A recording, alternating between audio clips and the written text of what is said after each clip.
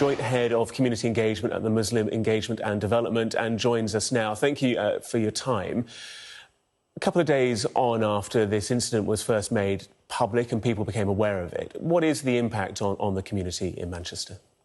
Well, thank you for having me this morning. So the impact is very, very severe and very serious. We're talking about a very serious incident here. I mean, no matter the circumstances which obviously led to the event, the violent and completely unreasonable actions of the police cannot be justified. And so, you know, the images of the young man thrown on the ground, incapacitated, immobile, tasered, getting kicked in the face, stamped on the head, is absolutely has absolutely stirred the emotions of our community, and it's showing obviously in the rallies and the protests that are taking place. You know, we saw the police officer continuing his rampage onto the second man who was sat down, completely compliant, and still seeing him get attacked. We saw the images of people who were just innocent bystanders taking videos, getting pepper sprayed and forced to the ground, and other people getting forcibly searched unlawfully. All these things, you know, are really riling up the people for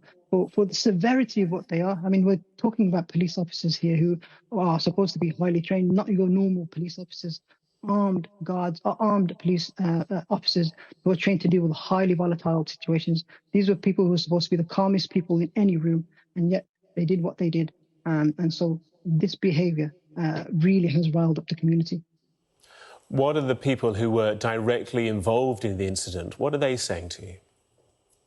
I mean, so the people directly involved in the incident, we're hearing from them regarding from their own representatives, and clearly they are clearly disturbed by what's happening. And from our perspective as a community organisation that obviously deals with tackling discrimination, Islamophobia and racism, you know, our concerns really kind of lay into the fact that what we're seeing is that how Islamophobia or racism may have played a part in the behaviour of these officers. You know, what we saw was a room of people who were being attacked, visibly Muslim men and Muslim women. They seem to attack the men that they're targeting, not just the men they were targeting, but men who were simply bystanders. So this is a real, these are some of the issues. And, you know, we've heard conversations and speeches from the likes of Dal Babu, who, you know, a very former senior Met superintendent, who said, you know, they believe that racism obviously played a major role in this incident. And because of, although it's an incident that happened in Manchester, you know, it's spilling out across the country. And racism, unfortunately, seems to really be part of what's happening here. We have here in the West Midlands, where I currently am, someone who's the chairman of the West Midlands Police Federation, Richard Cook, who, you know, they were sharing a GB News, a dog whistle GB News clip talking about 9/11 whilst justifying Muslim men getting their head kicked in by the police. You obviously see what's happening with the far right, the likes of Reform Party leading the charge on this, wanting to stoke racial division by applauding what is by every metric clear, obvious police brutality. And why is it that they're stoking this? It's because it was done on a Muslim brown person. This is what inevitably could potentially even filter down to some police officers. If the likes of the person who was actually attacked by the police was a white man, someone that looked like one of Lee Anderson's own relatives, I wonder whether they'd be, you know, coming out saying that they should be given medals. So this is really why people are really stoked by this.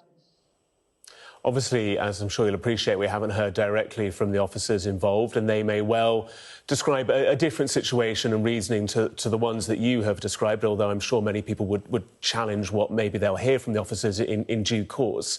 You touched there on the political responses and the responses from the authorities. What do you make of the response so far from people like Greater Manchester Police?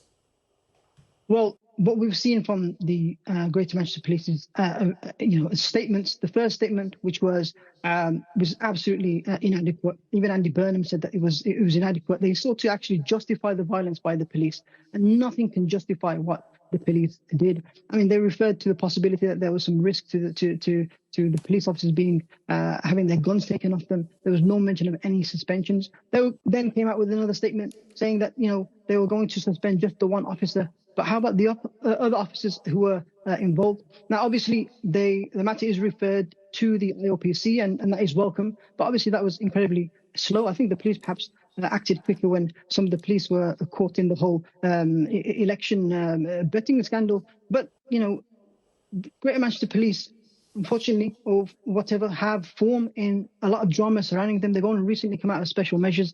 Dame Bird's own review of how they've dealt with the abuse of women. Earlier this week, 7 GMP police officers were actually separately suspended for racist messages. So we have this kind of climate around GMP, and their response was inadequate. But we are now at the IOPC stage, and that is obviously welcome.